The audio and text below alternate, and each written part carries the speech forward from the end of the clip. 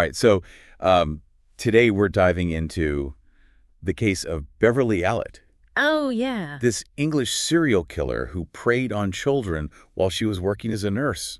Wow. Yeah. And it's a story that, honestly, it's both fascinating and really disturbing. Absolutely. And to try and unravel it, we've got like a whole bunch of true crime articles, Okay. excerpts from Wikipedia, and even a news report that just came out. Wow, that's a lot of information. I know. What I really want to get to the bottom of is why, though. Right. Like, what could possibly drive a person to commit such horrific acts? Well, I think a good place to start might be with her childhood. Okay. There are all these reports, and honestly, they paint a pretty unsettling picture. Yeah, I was reading about that. Yeah. Even as a kid, she seemed to be fascinated with illness and injury. Right. Like, she'd wear bandages and casts even when she wasn't hurt. It's like she was trying to create this image of herself as the patient, Yeah. always trying to get attention for all these made-up ailments. Yeah. Which is a pretty classic sign of Munchausen syndrome. Oh, right, where someone fakes being sick for sympathy and attention. Exactly. And what's really interesting is how that behavior escalated over time. Right, like that story about her convincing a doctor to remove her perfectly healthy appendix. Oh, yeah. And then she, purposely kept the wound from healing. Oh, wow. Just to keep getting that attention. It really does seem like she was addicted to it. Totally. And that need for attention, that manipulation, it just continued right into her adult life, Yeah, her boyfriend at the time even said that she would fake pregnancies. Oh my gosh. And even claimed she'd been raped. Really? Yeah. It's just mind-boggling, It's crazy. How did someone with these kind of red flags end up working with vulnerable children? Well, she managed to get a temporary job at Grantham and Kesteven Hospital in Lincolnshire. Okay. And they were really understaffed at the time, Yeah. which sadly might have made it easier for her to slip through the cracks. Right. And then it was at that hospital where Allitt found her victims. It's awful. Her first victim was this tiny baby, Liam Taylor, only 7 weeks old. Oh, gosh. He was admitted with a chest infection. Okay. Allitt seemed to take a special interest in him. She was always reassuring his parents, Yeah. even sent them home. Really? But later that night, Liam had this respiratory crisis. Oh, no. And he died even though they tried to resuscitate him. Oh, my gosh. What happened? Well, that's the thing. Allitt was the only one with him when he got worse. Oh, wow. And no alarms went off. Really? So no one knew it was happening? It really makes you wonder, doesn't it? Hardly. And Liam's death was just the beginning. No, over the next 2 months, her attacks just escalated. Oh, no. Yeah, it's just awful. Other children were harmed. Like who? Timothy Hardwick, Kaylee Desmond. And how old were they? They were just babies, too. Oh, my gosh. And there's Paul Crampton, Bradley Gibson, Yakung Chan, and even twins Katie and Becky Phillips. It's just unimaginable. These tiny babies in the hospital, a place that should be safe. How on earth did she get away with this for so long? Well, no one suspected anything right away. Right? So she was able to keep attacking. But why didn't anyone suspect her? Well, you have a nurse caring for these children. Yeah. And parents just trust them implicitly. Of course. They trust that their children are in good hands. Absolutely. And that trust can be a really powerful shield. Uh, And unfortunately, it allowed her to just operate undetected. it's scary to think about that even in places meant for healing, evil can be lurking. I know. And that leads us to this really disturbing element of the case. Okay. Munchausen syndrome by proxy, or Yeah. MSBP. Right. So it wasn't just about her wanting attention for herself. No, not at all. It's much deeper than that. It is. With MSBP, people actually harm others. Oh, wow. Often people they're caring for. Really? Yeah, just to gain sympathy and attention. Oh, my God. They want to be the hero, the savior. Wow. So she wasn't just drawn to attention. She was making these kids sick just to get it. It's hard to believe. And the way she manipulated people. Oh, I know. Like that story about Katie Phillips's mother. Oh, yeah. She actually befriended Allitt She did. and even asked her to be Katie's godmother. She was unknowingly rewarding the person who was harming her child. That's just, I don't even have words for that. I know, it's terrifying. It really is. Mm-hmm. How could someone be that manipulative? It's truly shocking. And it shows us just how important it is to be aware of these conditions, Yeah. like MSBP, Absolutely. and to watch for the warning signs. I know. It makes you wonder how many other cases are out there just hidden in plain sight. That's a scary thought. It really is. But thankfully, suspicion did start to grow, Okay. especially at Nottingham's hospital, Okay. where a lot of Allitt's victims were transferred. Yeah. The death of 15-month-old Claire Peck was a huge turning point. Yeah, she suffered 2 cardiac arrests while she was with Allitt. Right. The second one was fatal. Okay. And when they were investigating Claire's death, some really disturbing things came to light. Like what? Well, they found high potassium levels in her blood Oh, wow. and traces of lignocaine. Okay, and what's that? It's an anesthetic, Yeah. and it's not usually used on babies. So why was it in her system? Exactly. That discovery sent shockwaves through the medical community. I bet it sounds like a huge red flag. It was, and that's when the real investigation got going. So who is leading this investigation? A superintendent, Stuart Clifton, he went through the medical records, Okay. looking for anything unusual. And did he find anything? Oh, yeah, he started to see patterns that just couldn't be ignored. Like what kinds of patterns? Well, for instance, some of the victims had been given very high doses of insulin. Wow. And then, get this, pages from the nursing log, Uh-huh. the ones covering Paul Crampton's time on the ward, Yeah. they were missing. What? Like gone? Yeah, it was obvious someone was trying to hide something. That's so suspicious. So what did they do? Well, Clifton was convinced that this was more than just a series of coincidences. So he went a step further and got a security camera. Oh, wow. Yeah, and had it installed in Ward 4. And what did they see? It was chilling. Yeah. They caught 25 suspicious incidents. 25. Yeah, and they involved 13 victims. Wow. And guess who was there for each and every one? Oh, my gosh. It had to be a Lynn. It was. Oh, my gosh. So the evidence was really stacking up against her. Oh, yeah, and then when they searched her home, guess what they found? The missing pages from the nursing log. Exactly. Yeah. And the net was closing in. Wow. Yeah. So what happened next? They arrested her, and of course she denied everything. Of course she did.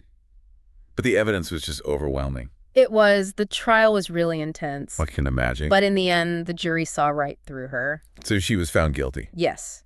In May 1993, Okay. on 4 counts of murder, Wow. 3 of attempted murder, Oh, my gosh. and 6 of causing grievous bodily harm. That's awful. What happened then? Well, she got 13 life sentences. One of the harshest sentences ever given to a woman in Britain. I bet. Yeah, and the judge said she was a danger to society Right. and that she'd probably never be released. So Allitt's behind bars, seemingly for good. Well, not quite. Wait, really? What do you mean? Remember I mentioned that recent news report? Yeah. Well, that's where things get even more complicated. Oh, okay. So this is where it gets really interesting. It does. All right. Well, I'm ready to hear more about this news report in part 2. Okay, so Allitt's been detained at Ramsden Secure Hospital. Okay. And what kind of place is that? It's a high-security psychiatric facility. Oh, wow. At first, she tried to say she was innocent, Of course she did. but there were reports that she actually confessed to some of the crimes later on. Really? Why would she do that? Well, some people think she was trying to get transferred somewhere less restrictive. Ugh. So manipulative. It's like she still needs to be in control, even behind bars. It does seem that way. I- So anyway, this recent news report, it says that in 2023, Allitt had a mental health assessment. Okay, and what does that mean? Well, this assessment could potentially clear the way for her to be moved to a regular prison. Hold on.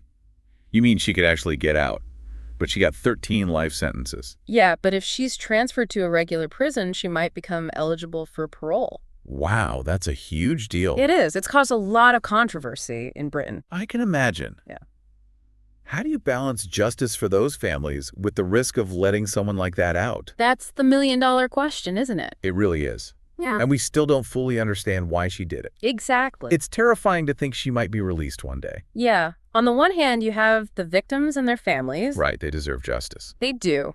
And they need to know she'll never be able to hurt anyone again. Absolutely. They've already suffered enough. But then there's the whole legal and ethical side of things, you know? About her mental health. Exactly. Like, can someone like Allitt ever truly be rehabilitated? It's a scary thought. And would society ever feel safe with her back in the community? That's what I keep thinking about. You know, we've talked about Munchausen syndrome by proxy, Yeah. but even that doesn't completely explain it. What do you mean? Like the sheer cruelty and the randomness of it all. I see what you mean. It's like there's something darker going on. Right. Well, some psychologists think she might also have traits of antisocial personality disorder. How's that? It means having zero regard for the rights of others Oh. and a total lack of remorse. So she might not only have craved attention, but actually enjoyed hurting people. It's definitely a possibility. We just don't know for sure because Allitt has never explained herself. It's so frustrating. I know we're left trying to piece together her motives from her behavior Right. and whatever scraps of information we have. It's like trying to understand the mind of a monster. In a way, it is. So how can the justice system possibly assess her risk if we don't even understand her? That's a huge problem, isn't it? It is. How much weight can you really give to a mental health diagnosis in a case like this? Right, and can you really trust those psychological evaluations? Especially with someone who's such a good manipulator. Exactly. It's almost like she's still playing a game even from behind bars. Yeah, You know what I mean? I do. And all this time, the victims and their families are still suffering. They are. It's one of the articles we looked at. Yeah. It had this quote from a father whose child suffered brain damage because of ad.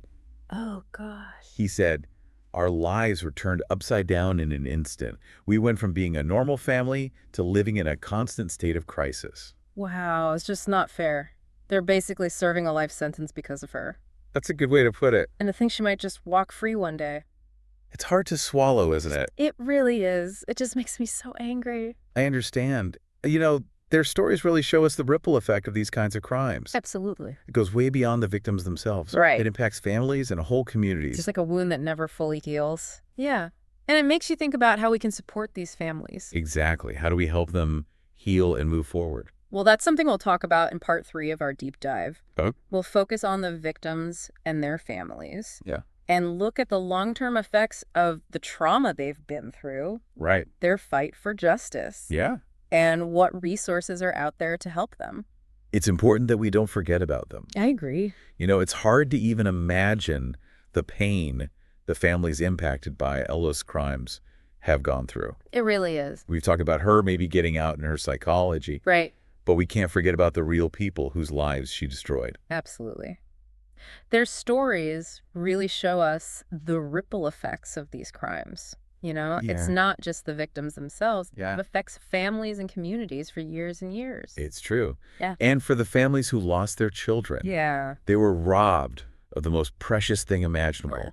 the chance to see their kids grow up. It's just devastating. They were betrayed by someone they trusted. Yeah, and in a place that should have been safe. Exactly. A place of healing. I can't even begin to imagine the guilt they must feel, Oh, absolutely. wondering if they could have done something to protect their children. It's a natural reaction in these situations. Yeah. You know, parents always blame themselves, Of course. even when it wasn't their fault. It's just not fair. They were robbed of their futures, They were. and now they have to live with the what-ifs and the memories. And then there are the families of the children who survived. Right, but with disabilities. Yes. They face a lifetime of challenges. Taking care of their children's medical needs. Exactly. And trying to find the support and resources they need. It's a burden no parent should have to carry. You're right. One of the articles we read, Yeah. there was a quote from a father whose child has severe brain damage now. Because of Ozu. Yeah. He said, "Our lives were turned upside down. We went from being a normal family to living in a constant state of crisis." Wow. It's hard to hear that. It is. It really shows the long-term impact of Allitt's actions. It goes way beyond the victims and their families. It does. The whole community of Grantham was affected. Imagine living in a town where something like that happened. I know, it's terrifying. It would shatter your sense of security. Absolutely. You wouldn't know who to trust. And it would leave everyone feeling scared. You would take a long time for a community like that to heal. I bet everyone would have to work together to rebuild that trust. Exactly, and to honor the memory of the victims. Right. And after the Allitt case, there were a lot of calls for accountability. Of course. Those families wanted answers. Rightfully so. They wanted to know how this could have happened. And why no one saw the warning signs. Exactly, and what would be done to prevent it from happening again. So did anything change? Well, the British healthcare system did implement some changes. Okay, like what? Like stricter background checks for healthcare workers. Okay, that makes sense. And they're more focused on reporting suspicious behavior. But is that enough? I mean, there was that other case recently. You mean Lucy Leppy? Yes. Another nurse who murdered babies. It's a chilling reminder that even with safeguards in place, Yeah. evil can still find a way. It's scary. Yeah. So where do we go from here? What does justice really look like for these families? That's a tough question. It is. For some, maybe it's seeing Allitt locked up forever. Right, so she can't hurt anyone else. But for others, maybe it's more than just punishment. What do you mean? Like maybe they need answers. To understand why she did it. Yeah. Or maybe a real apology. An acknowledgement of their pain. Exactly. Yeah. And then there's the issue of compensation. For For the families caring for children with disabilities. Right. Financial help can make a difference. It can, but it can't take away the trauma. No, of course not. Yeah. And I think it all comes down to this. What's that? We need to keep talking about this and supporting these families. Absolutely. We need to make sure they're heard. Yeah. That their needs are met. And that their stories are never forgotten. You're right. It's so important. Mm-hmm. And you know what else is important? What's that? Remembering the resilience of these families. Despite everything they've been through. Exactly. They've found ways to heal and rebuild their lives. It's amazing. It really is. It shows the power of the human spirit.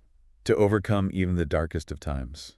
You got it. Well, that brings us to the end of our deep dive into the Beverly Allitt case. It's been a heavy one. It has. We covered a lot today. We did. From the details of her crimes to the impact on the victims. And their families. It's a story that really makes you think. It does. About the dark side of human nature. Yeah. And how important it is to be vigilant. Especially when it comes to those we trust to care for our loved ones. Thank you for joining us on this difficult journey. It's been a privilege. And to all the victims and their families. Yes. We stand with you. We do. In your pursuit of justice and healing. And a future free from fear.